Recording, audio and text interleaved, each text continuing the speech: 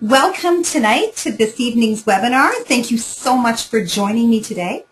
As you may know, this is my first attempt sharing my information through a webinar. So although I believe you will find the content interesting and informative, I do apologize in advance in the event of any technological glitches. So the reason that I picked this topic is because lately clients and other folks have been mentioning a major concern about their older children, really how they're not ready for their next step and how their parents have been mentioning their concern. And many are graduating from high school and they're moving on to university, or they simply did not get accepted anywhere and they just don't have a plan B.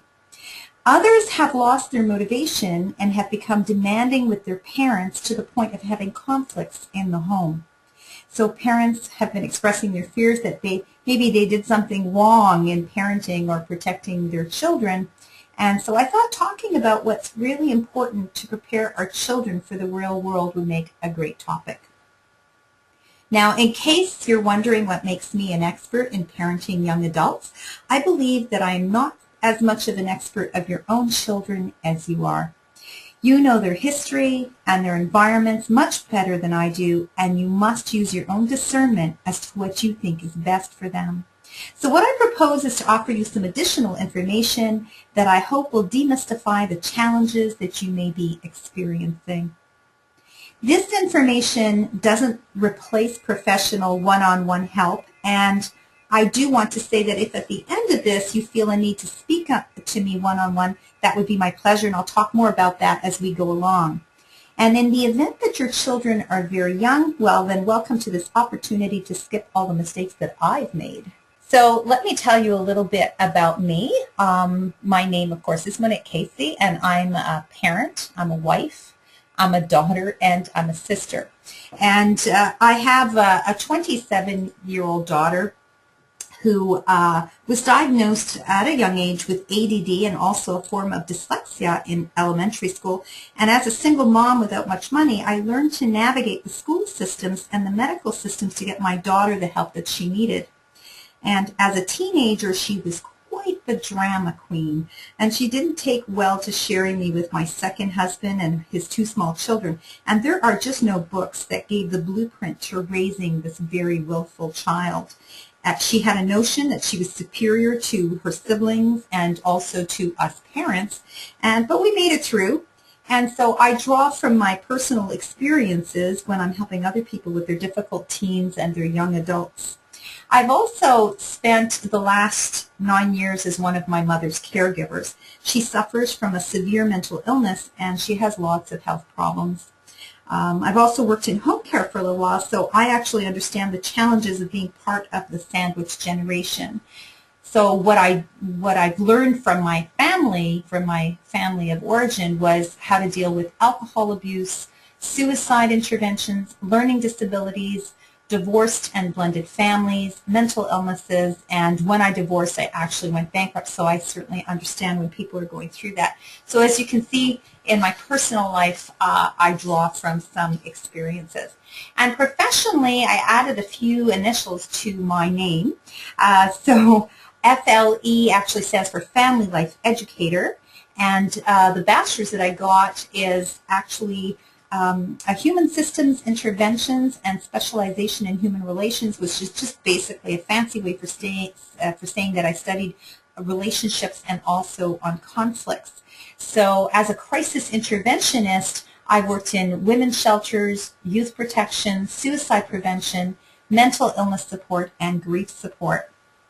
I've always been fascinated by people's resilience and their ability to overcome those most difficult challenges. And as a family life educator, my passion, you might say my mission, is to strengthen the family dynamics and to prevent problems before they take over.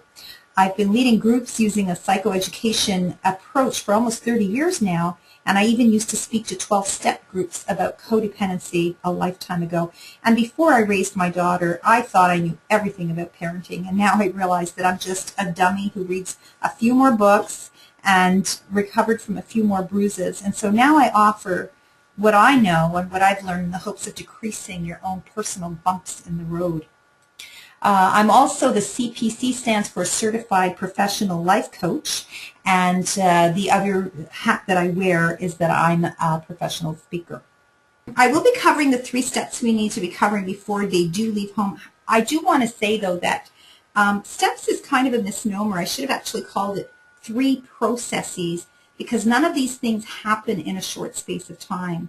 And when it comes to child rearing, those are more processes, and every experience will build onto the next. So no matter how old our kids are, we can still begin to implement things and help them change their trajectory, but it is best to start as young as you can. So one thing I will tell you from the start, it is not, and it has never been, the role of parents to control their kids. Nobody can control us, and we can't control others. We are their mentors, their coaches, and as parents, we teach them our values and the laws by which we live, and the earlier that we start preparing our teenagers with that concept that they eventually have to leave home and stand on their own 2 feet, the better the outcome is, because it's more gradual for them. So it's not about telling them to pack their bags. It's really about inserting into our dialogues some important coaching goals for our kids. At the end of this talk, I'm also going to let you know how to get more of me, so I do hope you'll stay to the end. And I know that some are on the webinar who will be listening later who weren't able to be here, and others also with younger kids. So I thought it would be beneficial to just give you some very basic information about kids and their developmental stage and how their brain works, and some tips on how to negotiate through those years. So before puberty, they say to you, "You're not the boss of me," but there's no way they believe it. But when they enter their teenage years, they really begin to think that they are more grown up than they are. And the reason is simple. Their stage is to begin to separate from the family and to move forward. So our job is to keep them grounded and safe. And so it's not surprising that there can be conflict, especially when we start to consider how the brain works. So let me just move forward into your child's brain. Now I have to figure out how to close this little box so I can see what I'm doing. Okay, perfect. So my daughter, as I said, my oldest is 27 years old. And so when I first was learning about children, I was told that by the age of 5 or 6, their entire brain has developed. And what they discovered is that's just not true. The size of their brain and the structures are all in place, but their brain continues to develop. And the new school of thought is that between the ages of 12 and 25, there's a lot of action and major development going on.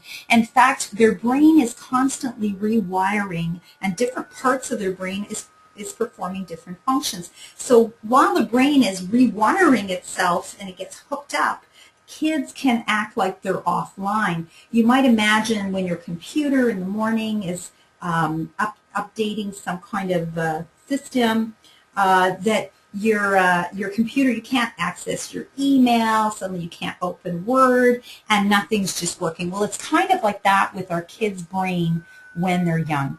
And there's 2 main players in the brain that really affect their behaviors. And the first one is the frontal lobe system. So it's all this part here, part of the corpus callosum. And the second one is, oh, it seems like I have to erase that to move. I'm learning as I go. The second one is the limbic system, and that's like right in the center part of the brain here, and it's called the brainstem, near the brainstem, and it's right in the middle here, and that's where we keep what some people call the dinosaur brain. So what those things actually control is it's the wiring for intelligence, consciousness, and self-awareness, but the frontal cortex is actually for emotional control, impulse restraint, and for rational decision making. So their emotions are really under fire at this time. And the other one that I was saying, the limbic system, that's actually responsible for what motivates them. So reward and fear all live in the limbic system. And it also affects main body systems such as the blood pressure, heart rate, your thirst, your hunger, your sexual arousal, and also the sleep-wake cycle. It's kind of fun. There was this, I just want to share this really fun story where they went into New York State in a high school and they wired all these kids in the morning to see how their brain patterns were with an EEG, and they discovered that before 11 in the morning, teenagers' brains have the brain patterns of someone in a coma. So you can imagine that kids are not functioning too well, and this is all part of the rewiring of their brain. So when we start to put both of these together, what happens is it actually impacts their sophisticated learning, such as the social cues are really impacted, and they're not able to perceive the way you and I do. In other words, they look at these two images, and one is angry and one is frightened, but they see them both as really, really mad. And they have a really hard time understanding what emotions that they're seeing in front of them, and so the trigger is really difficult. So they see and hear differently while their brain is rewiring itself. So a simple request is yelling, and you ask them to pick up their shoes and they'll yell at you, "You're always yelling at me, why do you always have to yell?" And that's just because of their brain. And the other thing that happens with their brain is their logic is deeply affected, and they cannot even multitask. So when your kid was 9 years old, you had a child who could take a phone message, write it down, put it somewhere you could see, and as you walked in the door, they'd say, "Mom, Dad, there's a message from so-and-so, it's on the table," and you would find it, and it was just wonderful. And then all of a sudden, they're in their teenage years, they're maybe 15 years old, and they might take half a message, and you will maybe find it when you're defrosting the freezer and it's next to the popsicles because they got distracted and left it there. They're just not able to follow through the way they used to, and it's not because they don't love you, it's simply that their brain is being wired differently. So their perception is that they are adults, but they really are just kids. So they're kids who think they're adults, and their perceptions of the world around them is a little skewed. Now there's two keys that I offer up for success when we're communicating with the teenage brain. And the first one is to be very, very calm as much as possible. And I have to admit that that's not always easy when they're triggering you. And the other one is to be very, very curious, to know what's going on. And in fact, I had Spock when I was talking about the logic is affected, and Spock from Star Trek would have probably made a terrific parent for a teenager because he is so dispassionate. He's just very curious, very calm, and dispassionate is the word to take with you when you're thinking of dealing with your children. So when your kid does this to you, the best thing to do is not to do this, not with your finger and not with your voice. In fact, don't take it personally when they're yelling or this is what you're going to end up looking like. So it's important to listen respectfully. It will pay off in the long run. It's really important to be patient. So we need to model respectful behavior for them. They don't get it. We need to do it for them, and hopefully they'll pick it up by speaking calmly, quietly, and confidently. We need to state our needs assertively, not aggressively. We need to say what we need, and we need to do it calmly. And we need to keep our communications very short. They're very easily distracted. And it's important for us, for our own well-being, is to read books and develop good support networks. And of course, if you are worried, you must call an expert. Fix it while it's small. If you are thinking if you would like to speak to me on any of the topics we talked about today, I offer a complimentary 30-minute call with me. It's very easy to find me on my webpage, and it brings you right to my you can book me right from my website. And remember, you're not a brain surgeon, so if you have any questions, you should take it to somebody and talk to someone about what they think is going on. So some quick do's and don'ts. It's important to monitor your kids all the time, but to do it discreetly, and just don't think that what's happening to the neighbor's kid will never happen to you, and do stay calm and don't take it personally and rage back. One of the things that is really important is to give your kids chores. If we can give them to toddlers and preschoolers, we should certainly be doing it for our teenagers and our young adults. Don't let them do nothing. That's what they will aim for.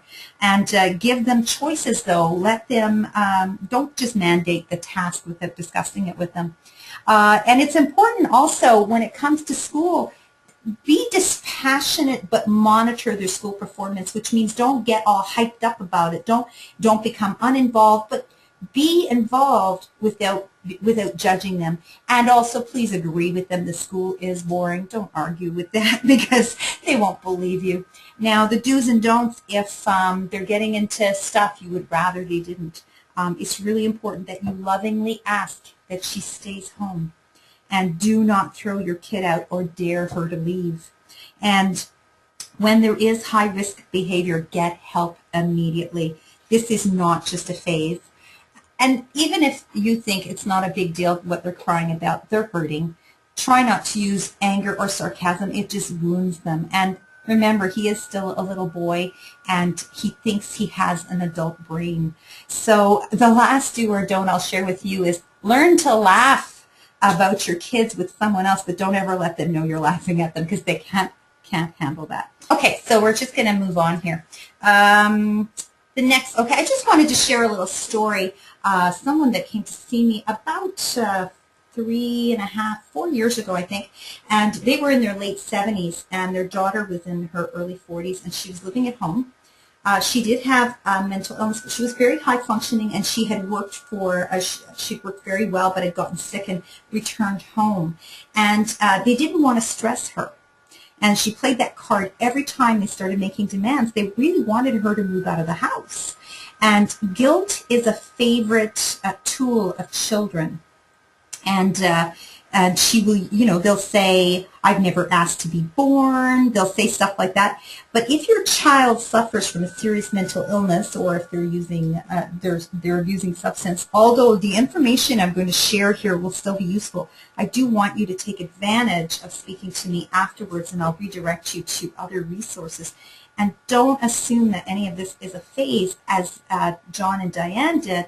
And in fact, in reviewing John and Diane, as well as other cases I've helped with over the years, the failure to launch seems to have similar missing element in the earlier years, and those are the steps that I'm going to share with you tonight.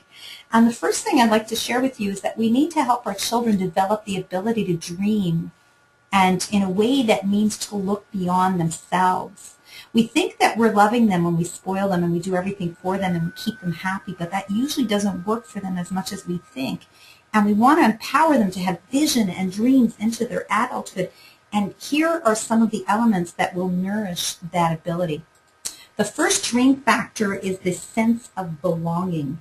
From the time they're little, we teach them values, and they need to feel safe in the world, and they need to know that we are protecting them. They don't view us as strong or knowledgeable when we're catering to them. And in fact, it actually encourages to test the boundaries and rules because they're looking for security. So they need to feel that the family is a unit, that they're not in control, and that you are driving the bus. And this sense of belonging is where they feel the leadership, where they learn about leadership, and it gives them the courage to dream because they have a soft place to land should they fail. So you're also modeling the leadership for them. So you have to let them earn their leadership role, because in the real world, that is how it happens. Don't just give them everything they want. The second factor to dreaming is to teach them responsibility. And although they're going to complain, they do increase their sense of competency if they do their chores and they are made to be responsible for their own messes. After all, they do need life skills to go out there and live. So giving a child some chores teaches them that they can do it. And when they're complaining that you are giving them more than all of their friends, which my children just informed me of again this week, I'm here to tell you that they are attempting to make you feel guilty, like John and Diane. Don't bite. Unless they are running your family business while you are at the spa getting your toenails done, just ignore their complaints. And I can tell you that it's been my experience, people who are unreasonable and treat their kids like slaves don't come to my events. They're the ones that I saw when I worked in youth protection. So when you're giving them chores, you're strengthening them as people, and you're preparing them for the real world. So keep giving them chores.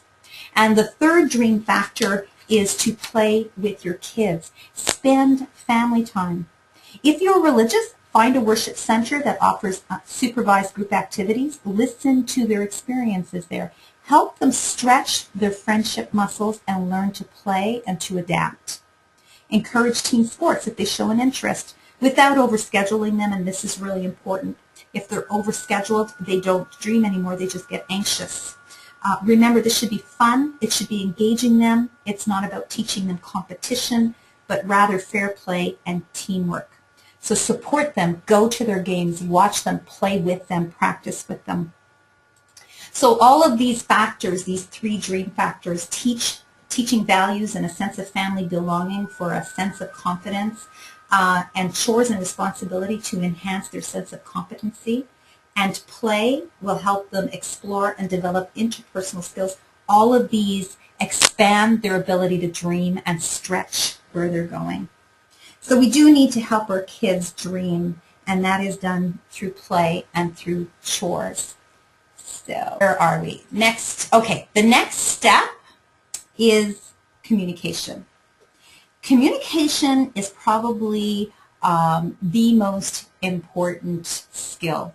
And I was going to ask you to write in the chat, but I can't do that because I can't read you. So I will just tell you that the most important skill to communicating is actually listening. And in fact, what's interesting is I had a conversation with my 18-year-old stepson, and when I asked him what is the most important role for us as parents, he said to communicate. And he is the most non-communicative young person I have ever met. It's a monologue when I speak with him. And I said, but you don't speak with me. And he said, yeah, but you must never stop. So that was very interesting. And I read that in a book, that even when they seem like they're not listening, they actually are, and they're very interested in what you have to say. So just keep communicating with them. Okay, so I wanted to also talk about the best conversation I had with my husband. Lasted a month. It was a year ago, and we were talking. I asked him a question about guilt, and he had a completely different definition of guilt than I did. And so, like every other morning for like a month, we would have a conversation before he went to work. And communication, just like everything else we're discussing here, is a process. It's not an event. Nothing is a one-time occurrence. Everything needs to be tweaked. There's an ebb and a flow to all of it. So if we review the main keys to success that we went through when talking about brain, communicating with someone in this age group, it's very important to just, again, remember to remain calm and to be very curious, so that you don't trigger them, that you remain dispassionate so they cannot misread you. And it's important to always model that respectful behavior, to speak calmly, quietly, and confidently and assertively, and keep your communications very short. They don't have a very large attention span at that age. So here's what I think are the priorities that we need to communicate with our kids. The first one is about money. Money is so taboo that we're actually more likely to tell someone our favorite sexual position than how much we earn. And our kids will learn about money through us, and money is very emotional. We need to teach them how to manage their money and live within their means, and that isn't done easily or with a hands-off approach. And it usually starts with an allowance, and it is a terrific way to teach kids to manage their money. But just giving them money without expectations isn't a good lesson. They learn to manage their money when there are rules to follow. What are they going to do with this money? How do they negotiate getting a bigger allowance? And if you want to start talking about the rules, a good way to prepare for any kind of conversation actually is to say, I have something that I need to talk to you about that's really affecting our finances. I'm going to ask you to keep an open mind and be mature during this conversation. And then you ask them, is it okay if we get together at 4 o'clock? And this is a great technique for anything and anyone, where we say, I need to talk to you, can we talk at that time? Now when we're talking to our kid, we can say, listen, do you want me to talk to you like a young adult or like a little kid? And obviously, naturally, they're going to say, talk to me like a young adult. And then do that. Use facts, not feelings. And that means speaking respectfully and frankly, so that when you're talking to them, they understand what you're talking about from a factual standpoint, and try to put it in their best interest. For example, say to them, I want to help you earn some cash because I know you really want to buy that new video game or that computer component of some kind. And here's how you can make some extra money around the house. Now, they might refuse to do the odd jobs around the house, and that's okay. And then the next time they ask for something, you simply say, well, you know you can earn that new game or that money to do that. So when you're ready to clean out the garage, I can pay you and you can start saving up. And in fact, in our home, as soon as the kids are too old to go to summer camp, it's time for them to get a job. And all three have made very poor attempts and would sleep their day away. Pardon me, but this was totally unacceptable to me. So what I did is I explained to them, well, they explained to me first that it wasn't their fault because nobody would hire them because they had no work experience. So I explained to them that there was a way to get work experience and I was going to help them do that. So what I did is I told them that they had to do volunteer work. And we're now on child number 3, and she had her hissy fit, I think it was 3 weeks ago, when we repeated to her this was going to happen because she did not get a job like she said she would. And now she's going to have to do some volunteer work. There are 6 benefits of volunteer work that they gain, and I do tell the kids this so they know that I'm not doing this because I don't like them. They gain experience. They also develop important skills. They check out an industry or occupation if they're lucky enough to be doing something they might like. They expand their network. They build confidence, and they learn to know themselves. So these are, I obviously stole this from, I think it was Statistics Canada I got this from, but, and I think they're exactly accurate. And when we teach our kids to do this, by going and getting a volunteer job, they are ready next year for a job. And in fact, both my other kids got work before the summer was out. They didn't want to do work for free. And by going and presenting themselves and saying, I'm working volunteer right now, I still haven't gotten a job, people hired them on the spot for their initiative. And as soon as my kids work, we take away their allowance. But we do lend them money. Like let's say larger purchase. I remember my stepson wanted a computer, no problem. We lent him the money. He contracted a repayment plan, and we actually posted on the fridge so they don't forget because they tend to go there a lot. So talking about money and all the things around money is something we must do on a regular basis, and it just keeps building from one step to the next. The other thing that we need to talk about with our kids is when we see that there's a lack of motivation. And we all have our periods in our life where we're feeling less motivated, but when we're seeing a lot of it, we really need to step back and ask ourselves what our own expectations are of our kids, and are they realistic? And the reason I'm saying that is the number one failure to launch, as they say, is that kids are really anxious. They're kind of frozen. They feel the world is very competitive and judgmental, and they develop this, if I don't try, then I can't fail attitude. And so when we find our kids are anxious and they're feeling like they just don't have anything that they want to go towards, then we have to start with the simple things. For example, a simple house rule here is when the kid isn't doing very much, is they have to still go to bed when the clock says p.m. and they have to get up when the clock says a.m. That is a house rule here. By noon, I'm getting them out of bed. Actually by 11, I'm making a lot of noise. And if there is an issue with motivation in school, we need to get to the underlying root. We need to figure out, are they feeling like they belong? Are they feeling they can do this work? If they're not doing well in school because they're doing drugs, forget about school. Get your priorities straight. We need to make sure that the basics are taken care of before we go on to the next level. So we do need to nip excuses in the bud. We need to expect truthful conversations, and when they say they're going to do something, we need to hold them to that commitment. And I have written contracts with my oldest daughter, and I also offer to pay for support outside the home, like go talk to somebody. And we also have to make sure, if there are medical issues, we have to make sure that they're being dealt with. I have a colleague whose nephew had become very unmotivated for quite some time, and the mother just thought it was going to be a phase. And last week she visited him in the hospital and because of a suicide attempt, and the mother is still not talking about what the problem might be. She's maybe embarrassed, I don't know, but we need to talk about what's going on with our kids. And even if it makes them uncomfortable, we have to still get close enough to them to have short conversations to see what's going on so that we can react if it's serious. And I don't mean to scare you, but that is a reality that we need to make sure everything's going on, especially with boys. So the third thing to communicate about is building relationships. And they might not want to talk to you about relationships. I will take a second here to see. No. Okay. I just figured out how to turn this on. Great. Okay, so I'm turning. Okay, perfect. How much money should allowance cover? Should just the frills or school activities, restaurants, lunches? Well, that really, first of all, depends on the age of the kid. I'll just read that again. Tammy's asking, how much should allowance cover? Just the frills for school activities, restaurant, or lunches? It really depends on the age of the kid and the capacity of the child to manage the money. I think, and also on your capability to hand them the money.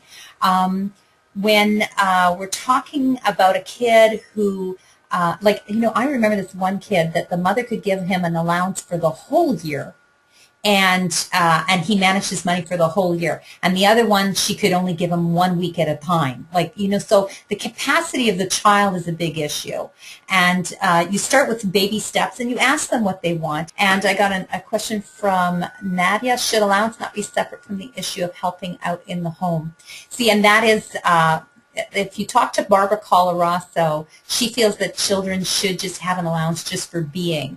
And that's true. I think that helping in the home, and I don't know if you were on the line yet, Nadia, but I was saying that kids need to have chores regardless of allowance. It's really about being part of the family dynamics.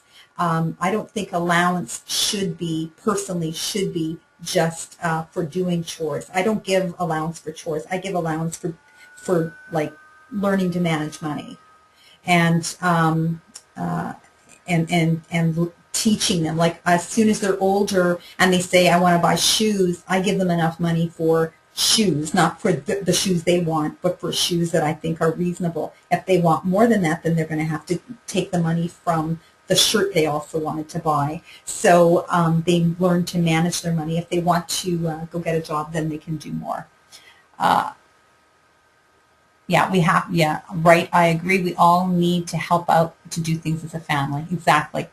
So communicating about number 3. So building relationships. We're going to just go right into the third step. I do want to respect the time. Okay, thanks, Tammy. Okay, I do want to respect the time. So we're on communicating about number 3, which is building relationships. They may not want to talk to you about the relationships, but you can ask them about their friends and how their friends are doing. And usually that will open up what's going on with them because they're much quicker to talk about other people than themselves. And what I have noticed when I want to talk about relationships is I take them out to lunch. And by putting food in front of them, it's such a nurturing thing to do, and they really do open up. And it's just about listening. Like I said earlier, just listening. And it's important not to pry, not to be, well, what's going on? What's going on? That's really important. And I know that with my daughter, she was about 16 or 17, no, I think she was 17 at the time, and she was in a relationship, and I was not sure what was going on there, but one day I found her crying on the couch, and I just went to her, and I just held her. And as much as I am a very talkative and chatty person, I didn't say a word, and I just held her while she sobbed. And to this day, she never did tell me why she was crying that day, but it was obviously something that troubled her. And she thanked me so much for just being there, and that's all they really want. And I suspect that the relationship that she was in was not going very well that particular day, and it got worse at a later date. But I did not forbid her to see him, because that would have created a martyr situation. And so I was really careful not to tell her not to see this guy. A good way also to talk just generally about relationships, we watch movies here a lot. We watch We like to watch shows together, and many family debates have been raised on difference of opinions on what should have been happening there. And also we have discussed having a friend of the opposite sex over. Discussing sex and sexuality, even if they feel weird around it, is really important. And what my personal experience is boys will listen quietly, but they will not talk. And girls will talk and not necessarily listen, but they will talk, so you'll know what's going on. And whatever your child's personality is, studies have proven time and time again that they are children will actually want to know what's going on in your mind as to what they should do. They want to know what you think. So let me see if I can click this. Okay, so in all types of relationships are difficult. Relationships are hard, but I've worked particularly in crisis interventions, and people don't really understand the dynamics of abusive relationships. And I have to tell you that working in women's shelters, it is such a gradual process that the person involved is so emotionally invested that they can't even usually just leave. It was so gradual, and they're convinced they can fix it, they can handle it. And being available and letting them know that you are available to them is the very first steps. So those are the three most important topics that we must discuss with our kids, preferably before they hit their teenage years. So money, motivation, and house rules, and relationships. So again, I don't know if you have any questions. You can raise a hand, and I can unmute you, or you can ask me any questions about the three basic topics, which again is money, motivation, and house rules, and relationships. So we'll just move on. It doesn't look okay. And okay, so the third step is we got to let them fall. We have to, by the time they are 18, they have to have fallen and pick themselves up a little bit. They have to have had some experiences in life, and they have to learn from their mistakes. It is so hard to let go of our kids. And if something serious is going on, obviously don't abandon them. Let them know that you are worried and concerned, and without freaking out. Remember, you have to do dispassionate, curious, and calm. Don't trigger them by acting all crazy. You need to say, I am very concerned, and get very factual. And as long as we stick to facts, they will listen. And also, I am saying that you need to get support for yourself if it's something serious. Don't keep this to yourself, because when we keep it to ourselves and we start saying we can manage this, that's just your ego talking, and your ego doesn't have you or your child's best interest at heart. You really have to not wait for a crisis and fix it while it's small. So the first step to that is, the rule number one is no rescuing.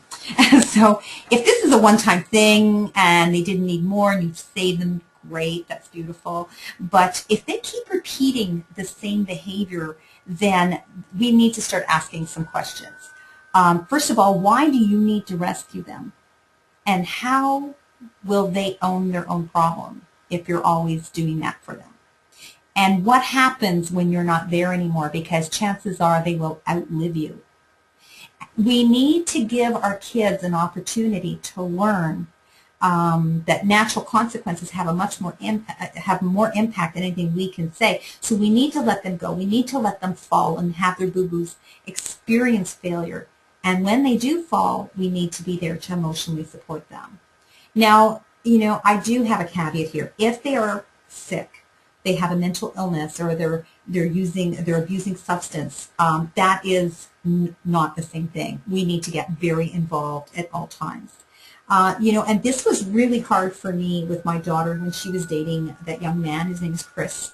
And I suspected at the time that he was hitting her.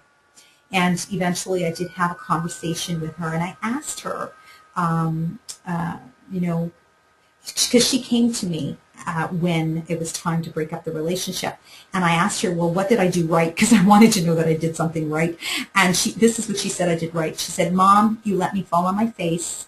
If you had tried to stop me, I would not have respected you, and I would have had to prove you wrong. And when I finally smartened up because you expressed your concern without telling me what to do. I came directly to you for support when I left him. And it's true. And I still remember she was trying to get me to co-sign his release, and I wouldn't. And so she was going to do it too. She was going to co-sign it for him. And it took everything for me not to ground her or order her to never see him again. But I stuck to the ground rules of calm and curious. I asked a lot of questions. Why is it that he has to ask you instead of, his parents or his uncle, or, and it was really just to get her to think beyond. And she was very upset when I asked these questions, but I was very calm, and she was upset because she knew I was asking realistic questions. And now, was this easy? Oh my God, no. I knew that something was going on, and I could not stop it. I even tried to deprogram her by taking her to Disney World. She had always been passionate about whales and dolphins and everything. And I took her to Walt Disney World because she no longer had an interest in that. She was just interested in this boy, Chris. And I sent her into the dolphin tank at Epcot Center, where they have this behind-the-scenes thing, just to get her to remember that there was a whole world out there. So that was, and I never regretted that experience with her. And she said that it really did make a difference to be with me for a week out there, seeing all this wonderful stuff. And sometimes we do need to not maybe rescue them, but show them that there's another option. The rule number 2 is close your wallet. And I'm not saying that they turn 18 and you kick them out with a suitcase. I'm saying don't rent them an apartment. Don't give them an allowance when they should be working. Don't allow them to relax when school's out while you're working 80 hours a week and you're taking a second mortgage out on your house to send them to school. They need to contribute to the world they live in, and they need to live within their means. Otherwise, they develop a sense of entitlement, which disables them from creativity and from effort. So when they're expressing their discontent at living at home, well, then it's time to help them leave, which brings us to rule number 3. We need to brainstorm shelters for them. So that means that they will not live in this type of house when they leave home. They will live in this type of home. Well, maybe that's an exaggeration. But we can't treat them like princesses or a little prince unless we're ready and able to do so until they die. And let's face it, that's not likely to be the case. So readying them to create their circumstances means helping them to live within their means. And supporting them is not doing it for them. It's doing it with them. They pay. They make the investments of time and sweat. So I'm saying don't kick them out. Prevent homelessness. This is important. If you can't keep them because of their behaviors, then by all means, find somebody that will take them in, maybe a sibling who can take them in. And if they're misbehaving, be clear on the house rules and then start asking them to look at their options. Give them enough time to make their decision, but not any more than that. And, I remember when I left home, I lived with cockroaches in my first place. And it taught me to negotiate with the landlord and speak up for myself. It was a little place all of my own, and I had to cart my laundry up the street. I had no room service there, I assure you. And it was awesome. I was learning all about myself. And I told my daughter when she left home, you can always come back and lay your weary head, but you can't bring your stuff. You have to store your stuff at your expense. So be ready when you leave. And I wanted to discourage her from being a boomerang kid. And I really believe that's what would have happened because I know my daughter. So if you think your kid's going to be a boomerang kid, let them know. So do you remember when I started talking about John and Diane? And this is where they had a hard time with sending their daughter out into the world. And she'd been back home now for 10 years by the time I saw them. And they made it very comfortable for their daughter to stay. And she didn't have any insight into the future. And now they had health problems themselves, and she was still there expecting them to take care of her financially forever. And she didn't work more than she had to just have some pocket money. So she told them that because of her mental illness, they always had to help her and that her brother could take care of himself. And she had this very strong sense of entitlement. And it's not just with kids with mental illness that have that problem. So they needed to get the support to help them.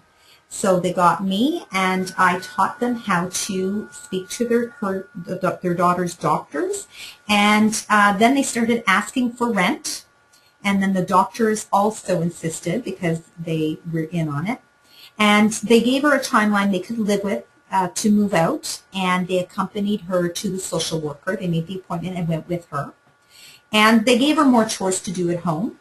And when she started working, she didn't have to do the extra chores, but the rent went up because she had more money, and then they paid someone to do the chores that she wasn't going to do, but she still had to cook and clean like she would in her apartment, because they were readying her for that eventuality. And every time that she said they were making her sick because of all the pressure, they took her to the hospital, and the doctor said, okay, we'll hospitalize you. And she didn't want that. So eventually she decided that getting a job was a better idea, and working full-time, and when she was making enough money, they insisted it was time to leave. Now, the trick to getting a child to leave is to make it less agreeable to stay. She was now doing chores, she was having to pay rent, and she had no privacy. She had had a boyfriend all along, so I encouraged him to be much more intrusive and demanding. Now, because she was much older, it took over 6 years from the time they started trying to get rid of her, and I was the third specialist they had come to for support on how to even talk to the doctors and to their daughter. They needed a lot of support because they were stuck in a cycle. And it doesn't take much to get stuck in a cycle. So the only regret they had is that they hadn't insisted when she was still in her 20s. The older that we are, the harder it is for us to adapt. And it is also harder for our kids. So in her case, she had health issues, obviously, the mental health issues that complicated things.